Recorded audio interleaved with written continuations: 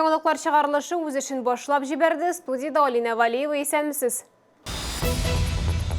Мәшгульлек үзәгеннән дистанцион ярдәм, белгечләр эшсез калучыларга ярдәм итәргә әзер. Тәгәрмәчле Шуплек 23-нче комплекста көнкүреш калдыкларын парковкадагы газель машинасына ташыйлар. Кибетләрдә имбир юк, булганының бәясе 10 тапкыр артык. Иммунитетны ничек ныгытырга? Җәмәгать транспорты эшләячәк. Бу хакта Татарстан Республикасының транспорт һәм юл хуҗалыгы министры Ленар Сафин хәбәр итте. Татарстанда үз-үзен изоляцияләү режимы һәм эшләми торган атна булуга карамастан, шәһәр автобуслары һәм трамвайлар элеккечә йөриячәк. Әмма искәрмәләр дә бар. Бүген Татарстанда муниципаль ара маршрутларда барлык автобусларда йөрүдән туктаячак. Такси хезмәтләре эшен дәвам итәчәк.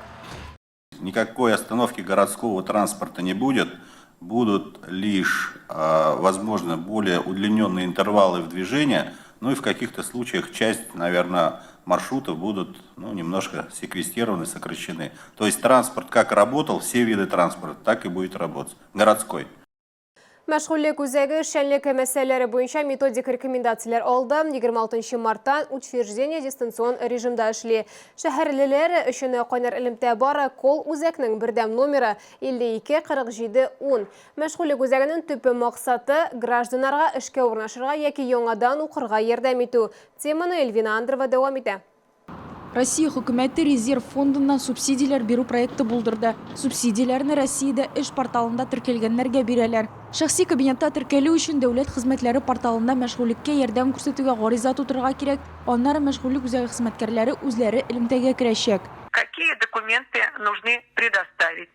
Это паспорт, трудовая книжка, документы об образовании, страховое свидетельство пенсионного фонда, ИНН и справка о среднемесячной заработной плате за последние 3 месяца. Если гражданин имеет инвалидность, то и ИПРА. Әлеге документлар мәшгульлек үзәге хезмәткәрләре белән элемтәдән соң электрон формада бирелә. Эшсез статусын алганнан соң эшкә урнаштыру алып барыла. Гражданнарга вакансияләр тәкъдим ителә. Эш бирүче белән интернет яки телефон аша элемтәгә керергә мөмкин. Мәшгульлек үзәгенә кыскартуга яки оешма ликвидациягә эләккән хезмәткәрләр генә түгел, үз теләкләре белән эштән китүчеләр дә мөрәҗәгать итәргә хокуклы. Беренче тапкыр теркәлгән яки озак эшләмәүчеләр 3 ай дәвамында минималь пособие алачак. Аның күләме 1000 сум. Мөрәҗәгать иткән вакытка 26 атна эшләгән гражданнар уртача хезмәт хакы турында белешмә бирергә тиеш. Шуннан чыгып, эшсезлек буенча пособие билгеләнә. Махсус режимга кадәр ул 8000, пенсия алды затлар өчен 11280 сум тәшкил иткән. Хәзер минималь хезмәт хакы 12130 сум. Мәшгульлек үзәге Россиядә эш порталында теркәлергә кирәклеге турында оешмаларга хәбәр итүне дәвам итә. 31 мартка 31 оешма 454 кеше теркәлгән. Барлык кирәкле мәгълүматны мәшгульлек үзәге һәм шәһәр хакимияте сайтында табырга мөмкин. Эльвина Андрова, Ленар Султанов, Фәнис Ихсанов, Яңалыклар. Ажиотаж битлек һәм антисептикларга гына түгел, вируска каршы продуктларга кагыла. Әйтик, кибет киштәләреннән имбир юкка чыккан, аны сатып алырга мөмкин булган урыннарда бәя 10 тапкыр арттырылган дип зарлана шәһәрдәшләр. Безнең төшерү төркеме үз рейдын уздырды һәм шәһәрнең берничә сәүдә ноктасын карап чыкты. Шәһәрдәшләр имбирне коронавирустан саклый дигән мәгълүмат таралгач сатып ала башлаган. Аңа ихтыяҗ гына түгел, бәясе дә шактый арткан. Элек 1 килограммы өчен 200-300 сум торса, хәзер ул 10 тапкыр кыйммәтрәк. Бу видео безнең кайнар элемтәгә шәһәрдәшебездән бәягә шикаят белән җибәрелгән.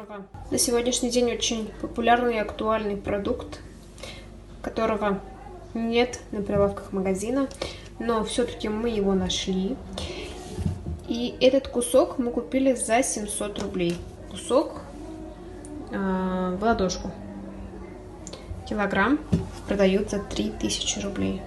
Бәя имбирнең тамырына гына түгел, маринадтагысына да күтәрелгәне дөрес, ни бары 25%-ка. Тик мондый имбиргә ихтыяҗ да азрак. Не намного, но повысились. Все-таки на рынке рыночная стоимость повысилась, поэтому у нас тоже, естественно, повысилась. Поставщики повышают. Цены были 280, сейчас уже 350 у нас за килограмм.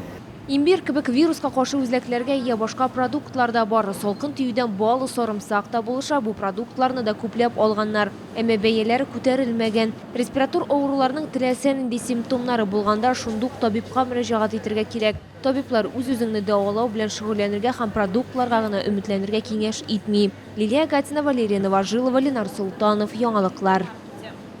Газель шүплеккә әйләнгән. Бу ямсыз да куркыныч та. Безнең редакциягә 23-нче комплекстан шалтыраттылар. Шәһәрдәшләр әйтүенчә, машина парковка урынын били һәм тормыш өчен куркыныч тудыра. Урынга Лилия Гатина чыкты. Сколько лет эта газелька стоит? Все складирует и складирует мусор. Куда обращаться? Тут чего только нету. Ташландык машина 23-нче комплекста урнашканы бирдә яшәүчеләрнең сүзләренә караганда 23-Б йорты каршысындагы газель күптәннән тора. Күптән түгел аңа билгесез затлар шүп чар белән тутыра башлаган. Вот я не знаю, с мусором она стояла, не с мусором, но недели 2 стоит точно. Машина һәр хәлдә яхшы сакланган, тегәрмәчләре һәм тәрәзәләре урынында, хәтта дәүләт номеры да бар. Года 3-4 есть уже, наверное, есть. А не знаете про хозяина? Вот вообще видели, не видели? Это газель, это женщина, короче говоря. Пожилая женщина, она постоянно собирает этот мусор, сюда скидывает. Как она стояла, так и стоит. Она, походу, все туда ненужные закинула и все. 23-нче комплексның территориаль иҗтимагый үзләре рәисе ташландык машина турында безнең төшерү төркеменнән білді. Николай Шыкмаков сүзләренә караганда 23-Б йортында яшәүчеләрдән аңа карата шикаятләр булмаган. Безнең шалтыратудан соң территориаль иҗтимагый үзләре рәисе тәртип саклау терәк пункты хезмәтенә һәм участок полиция хезмәткәренә оператив рәвештә мөрәҗәгать итте. Без әлеге газельнең Златоуст шәһәрендә теркәлүен, автомобиль хуҗасының телефонын алмавын ачыкладык. Әмма чит миллекне алу җиңел түгел. Иң элек 23-нче комплекста яшәүчеләргә территориаль иҗтимагый рәисе белән бергә башкарма комитетка гариза язарга кирәк. Шуннан соң белгечләр тарафыннан транспорт чарасына күчерү турында таләп әзерләнәчәк. 14 көн дәвамында милекче әлеге транспорт чарасын күчермәсә, тиешле чаралар куелачак. Ташланган машинаның хуҗасы исән булса, туганнары табылырга тиеш. Югыйсә машина махсус автостоянкага китәчәк. Лилия Гатина, Ленар Султанов, Яңалыклар. Дельфинарга ярдәм күрсәтергә чаллы компанияләрнең берсе ризалашты. Шәһәр дельфинарийдагы су хайваннарының ярдәмгә мохтаҗ булуы турында сөйләгән идек.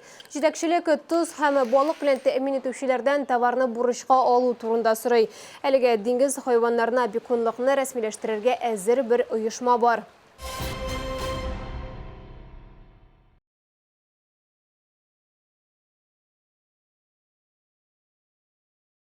Бу сезгә ишарәсе соңгы мәгълүматыбыз иде. Мин Алина Валиева сезнең белән сау булашам. Сәламәт булыгыз. Закрыли курорты? Открывай Тарханскую. Тарханская 3. Уникальная минеральная вода из лечебно-оздоровительной местности, функциональное влияние которой подтверждено исследованиями. Классическая мебель стала доступной. Диваны от 49 тысяч рублей. Дом эксклюзивной мебели в ТРЦ Сити Молл, 3-й этаж, возле кинотеатра Синема 5.